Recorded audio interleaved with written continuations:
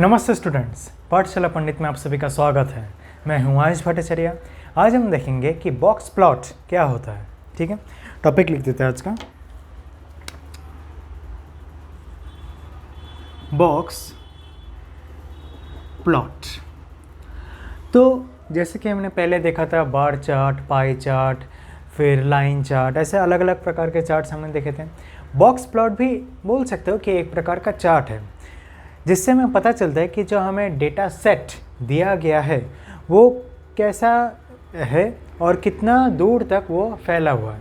ठीक है, तो इसे समझने के लिए सबसे बढ़िया तरीका है कि एक एग्जांपल ले लेते हैं। ठीक है, तो जो एग्जांपल है वो है कि डेटा सेट हमें जो दिया गया है 5, 7, 10, 15, 19, 21, 21, 22, 22, फिर 23 5 बार, 23, 23, 23, 23 एंड 23,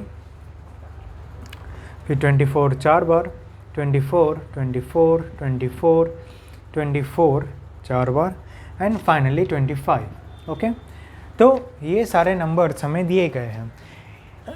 एक बात मैं बता देता हूँ, ये जो हर एक नंबर यहाँ पर हमें दिख रहे हैं, ये हर एक नंबर को कहा जाता है ऑब्जर्वेशंस।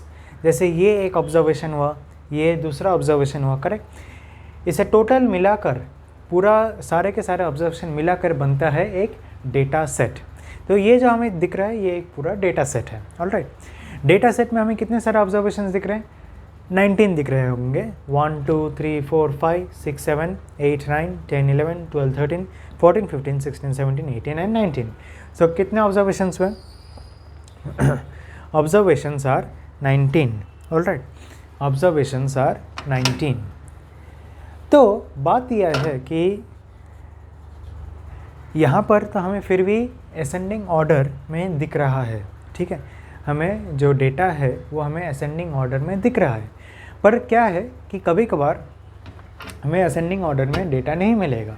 तो सबसे पहला जो स्टेप है वो है कि असेंडिंग ऑर्डर में अरेंज करना। ठीक है, स्टेप 1, अरेंज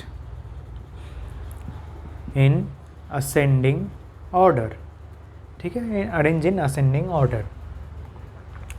तो अब जनरली मोस्ट केसेस में असेंडिंग ऑर्डर में दे देंगे, क्योंकि इतना बड़ा डेटा है तो वो उसके अच्छे से सजाने में टाइम लगता है, तो इसलिए असेंडिंग ऑर्डर में ही दे देते हैं।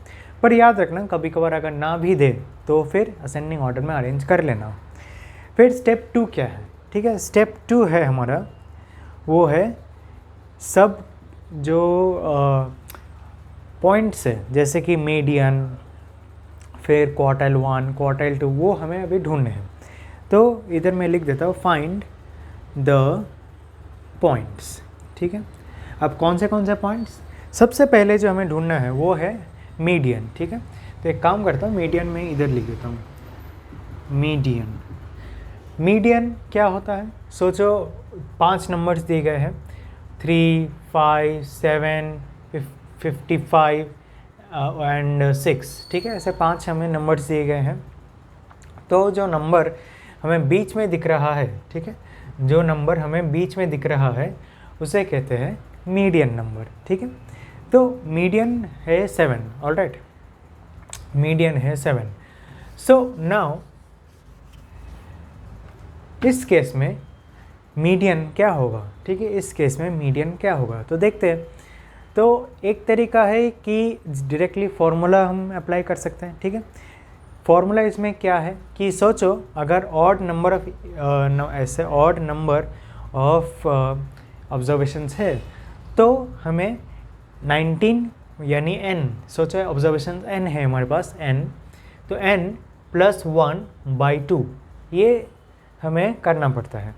इसका जो आंसर आएगा तो उस पोजीशन पे जो नंबर हमें दिखेगा उसे हम मानेंगे मीडियन। ऑलराइट, तो डायरेक्टली हम फार्मूला से भी कर सकते हैं या फिर हम कर सकते हैं with by counting, simply by counting. तो एक काम करते हैं, फार्मूला से ही करते हैं। तो ये ऑड नंबर है, 19 ऑड नंबर है, तो ये फार्मूला जो है वो ऑड नंबर के लिए फिट होगा। इवन नंबर के लिए क्या होगा? इवन नंबर के लिए n/2 एंड n+2/2, ठीक है। ये जो दो नंबर्स हमें मिलेंगे in the case of even, इनका हमें एवरेज लेना पड़ता है, ठीक है। इवन में इन दोनों का हमें एवरेज लेना पड़ता है, पर ठीक है इधर ऑड ही है तो हम इसका ये ही लेंगे, एवरेज लेने की ज़रूरत नहीं है। तो 19 जो हम n में सेट करेंगे, तो 19 + 1 is equals to 20, 20 divide by 2 is equals to 10। तो 10th पोजीशन पे जो नंबर हमें दिखेगा वो होगा इस डेटा सेट का मीडियन, ओके। तो 10th पोजीशन देखते हैं अभी, 1st, 2nd, 3rd, 4th, 5th, 6th, 7th, 8, 9, 10। So median is 23, alright, median is 23। तो हमें मिल गया मीडियन 23 है। चाहे तो हम इधर मार्क कर देते हैं 1 2 3 4 5 6 7 8 9 10, correct, 1 2 3 4 5 6 7 8 9 10। So this is our median, alright. तो मीडियन तो हमें मिल गया। इसके बाद जो हमें ढूंढना पड़ता है वो है क्वार्टाइल 1, ठीक है, वो है हमारा क्वार्टाइल 1। अब क्वार्टाइल 1 का मतलब क्या है?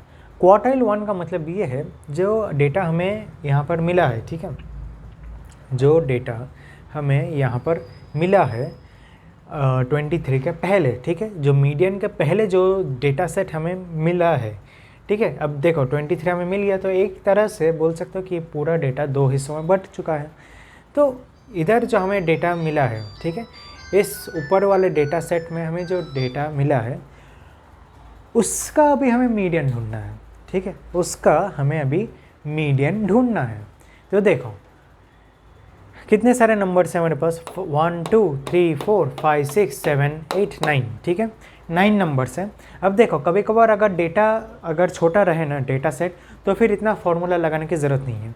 एक टेक्निक है जो यूज़ कर सकते हो, जैसे कि 5 है, 5 के नीचे एक डॉट लगा दो, 22 के नीचे डॉट लगा दो, फर्स्ट और एंड के बीच में, फर्स्ट और एंड में एक डॉट लगाते जाओ, सेकंड पे डॉट, इधर भी डॉट, थर्ड पे डॉट, इधर भी डॉट, फोर्थ पे डॉट, इधर भी डॉट।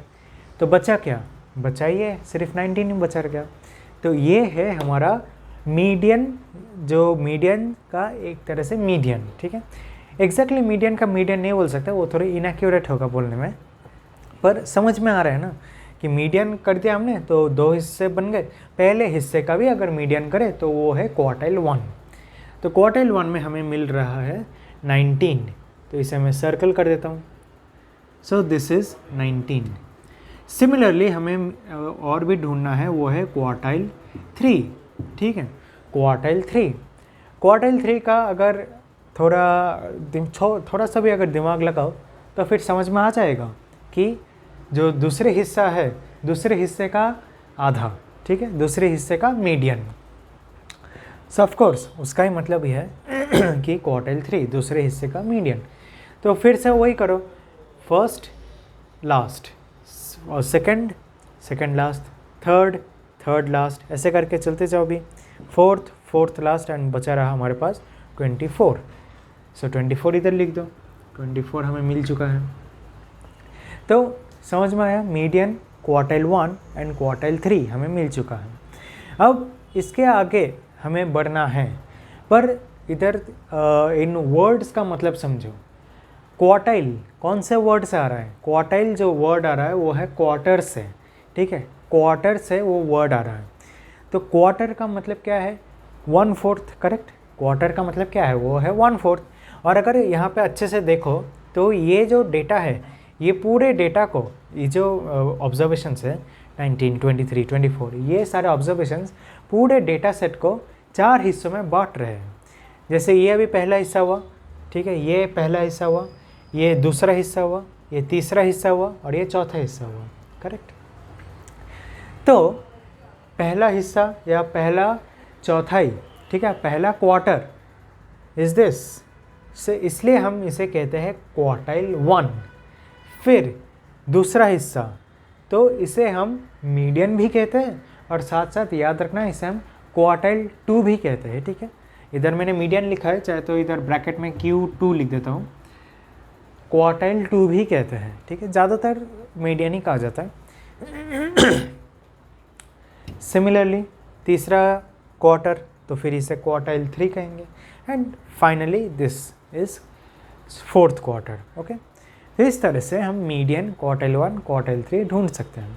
इसके बाद जो हमें ढूंढना है वो है IQR, inter quartile range. Inter quartile range, ठीक है, इंटर क्वार्टाइल रेंज। अभी इंटर क्वार्टाइल रेंज का मतलब क्या है? इंटर क्वार्टाइल रेंज का मतलब है क्वार्टाइल 3 माइनस क्वार्टाइल 1, बस यही इसका मतलब है। इंटर क्वार्टाइल रेंज का ठीक है, ये तो फॉर्मूला हुआ। मीनिंग कुछ यही हुआ कि बीच का जो 50% डेटा है, ये अगर क्वार्टाइल 1 हुआ या क्वार्टर 1 हुआ, ठीक है, ये क्वार्टर 1 हुआ, और ये अगर क्वार्टर 3 हुआ, ये क्वार्टर 3 और ये क्वार्टर 1, तो बीच में कितने सारे या कितने बोल सकते हो कि कितना रेंज है बीच में जो डेटा पॉइंट्स हमें मिले, या फिर बीच में जो ऑब्जर्वेशंस है वो कितना फैले हुए हैं, ठीक है। तो ये जो यहाँ से 19 से लेकर 24 इनके बीच में जो है वो बीच के 50% है, क्योंकि ये तो पहले 25% हुआ और ये आखिरी के 25% हुआ, क्योंकि ये पहला क्वार्टर है और ये चौथा क्वार्टर है।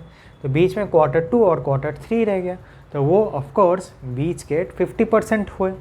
तो बीच का 50% का जो रेंज है, रेंज का मतलब क्या है कि एकदम छोटे से लेकर एकदम बड़ा नंबर के बीच में कितना डिफरेंस है, ठीक है।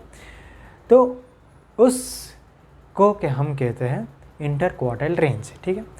और एक वर्ड आता है, हालांकि कैलकुलेशन में उतना यूज़ नहीं होता, पर फिर भी मैं बता देता हूँ। और एक वर्ड आता है, वो है सिंपल रेंज, ठीक है।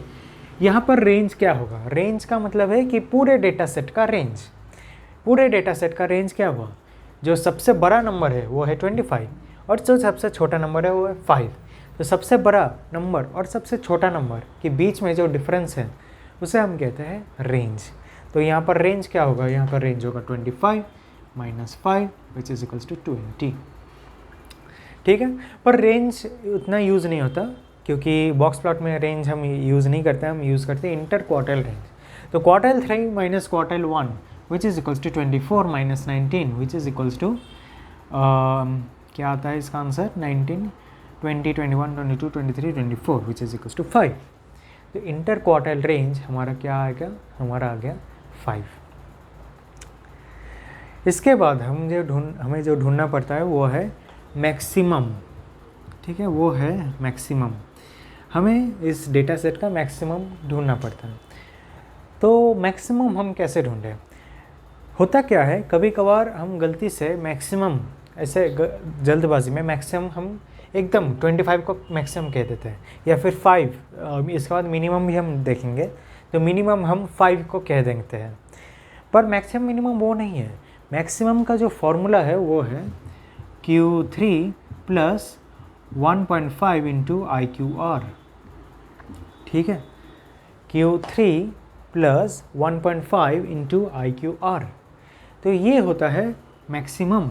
अब Q3 मैं बताता हूँ ये एग्जैक्टली हम इसे क्यों मैक्सिमम लेते हैं, ठीक है, मैं बताता हूँ। Q3 क्या है हमारे पास? 24 है, प्लस 1.5 इंटू IQR जो है, यहाँ पर IQR क्या है हमारा? IQR है हमारा 5, ठीक है, इसे शॉर्ट में IQR भी कहता है, याद रखना, into 5। So 5 into 1.5 which is equals to I guess 7.5। So 24 plus 7.5 which is equals to 24 plus 7.5 which is equals to 31.5. All right, it is equals to 31.5. तो मैक्सिमम समझ में आ गया। अब 31.5 हमने क्यों लिया ये मैं समझाऊंगा, ठीक है। हमने 25 को मैक्सिमम क्यों कंसिडर नहीं किया, बल्कि 31.5 को क्यों कंसिडर कर रहे हैं वो मैं समझाऊंगा। पर सबसे पहले देखो, हम इसका मिनिमम जो है वो भी ढूंढ लेते हैं, ठीक है, फिर तुम्हें समझ में आएगा कि मैक्सिमम और मिनिमम क्यों लिया जाता है। तो मिनिमम का मतलब क्या है? मिनिमम का जो मतलब है या उसका जो फॉर्मूला है, पहले वो देख लेते हैं। फॉर्मूला क्या है? Q1 minus 1.5 into IQR।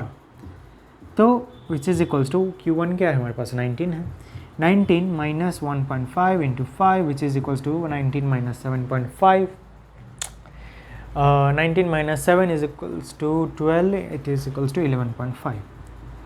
ठीक है, तो हमने एक पहला, दूसरा, तीसरा, चौथा, पांचवा, 6 पॉइंट्स हमने ढूंढ लिए। इसके बाद जो है वो हमें जो 7th पॉइंट है वो हमें ढूंढना पड़ता है, और वो है आउटलायर्स। ठीक है, आउटलायर्स क्या होते हैं? जैसे कि मैंने पिछले कुछ वीडियोस में बताया, आउटलायर्स वो सारे वैल्यूज़ होते हैं जो मतलब जो जनरल डेटा सेट है उससे बहुत अलग है। ठीक है, मतलब उतना बहुत ही अलग है, इतना अलग नहीं होना चाहिए। जैसे कि सैलरी का एक एग्जांपल छोटा सा ले लेता हूँ। जनरली लोगों का सैलरी कितना, ऐसे 3 लाख, 5 लाख, 6 लाख, 7 लाख, और सीधा किसी ने अगर आकर बोल दिया कि मेरा सैलरी है 10 करोड़, ठीक है, सीधा आकर ऐसे बता दिया, तो जनरल जो है वो क्या है 5, 6, 7 ऐसा है ना।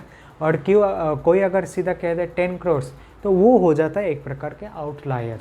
ठीक है, या फिर और एक चीज़ हो सकता है, कोई बोल रहा है 5, 6 लाख ऐसे बोल रहे हैं, और कोई ऐसे बता रहा है कि मेरा जो इनकम है वो है 2000। ठीक है, तो ये भी एक आउटलायर है। मतलब जो डेटा उस जनरल डेटा से बहुत अलग है उसे हम कहते हैं आउटलायर्स। उसको कैलकुलेट करने का प्रॉपर तरीका है, ऐसा नहीं कि हम डायरेक्टली बोल देते हैं कि हाँ ये आउटलायर है, ये आउटलायर है, नहीं। कौन सा तरीका है? वो तरीका है ये कि ग्रेटर देन पॉइंट्स, कैसे लिखूँ मैं, इधर चलो ऐसे लिख देता हूँ, observations greater than Q3, observations less than Q1, वो सारे होते हैं आउटलायर्स। तो Q1, ठीक है, इधर की मैं चाहता है कि करके अंडरलाइन कर देता हूँ, ये underline, underline, underline, underline, underline, underline. ठीक है, तो अब देखो Q3 से बड़ा, ठीक है, एक्चुअली सॉरी Q3 नहीं, इधर गलती हो गई, एक यहाँ पे होगा मैक्स एंड यहाँ पे होगा मिन। ठीक है, तो मैक्सिमम से बड़ा जो हमारे पास ऑब्जर्वेशंस रहेंगे, मैक्सिमम से बड़ा जो हमारे पास ऑब्जर्वेशंस रहेंगे उसे हम मानेंगे आउटलायर्स। साथ ही साथ मिनिमम से कम जो ऑब्जर्वेशंस रहेंगे उसे भी हम मानेंगे आउटलायर्स। तो यहाँ पर मैक्सिमम तो है 31.5, यहाँ पर क्या हमें कोई डेटा दिख रहा है जहाँ 31.5 से ज़्यादा है? ऐसा तो कोई डेटा नहीं है, तो इसलिए हम इसे मतलब ऊपर डैश कर देंगे एक तरह से। पर आउटलायर्स वहाँ पे तो ख़त्म नहीं होते, मिनिमम से भी कम कुछ ऑब्जर्वेशंस रहेंगे जो हमें देखने पड़ेंगे कि वो है कि नहीं। तो मिनिमम हमारे पास क्या है, वो है 11.5। 11.5 से कम क्या इधर हमें डेटा दिख रहे हैं? ऑफ कोर्स दिख रहे हैं। 5, 7, 10 ये सारे जो डेटा है वो आउटलायर्स में आ जाएंगे, 5, 7 एंड 10। ठीक है, ये सारे के सारे हैं आउटलायर्स। तो इसीलिए ताकि हम आउटलायर्स ढूंढ पाए, इसीलिए हमें ये मैक्सिमम और मिनिमम ढूंढने पड़ते हैं। ठीक है, नहीं तो हम आउटलायर्स ठीक से डिफाइन ही नहीं कर पाएंगे। ओके, अब बारी आती है बॉक्स प्लॉट ड्रॉ करने की। ठीक है, चलो ड्रॉ कर लेते हैं। इसे मैं इरेज कर देता हूँ। Okay, and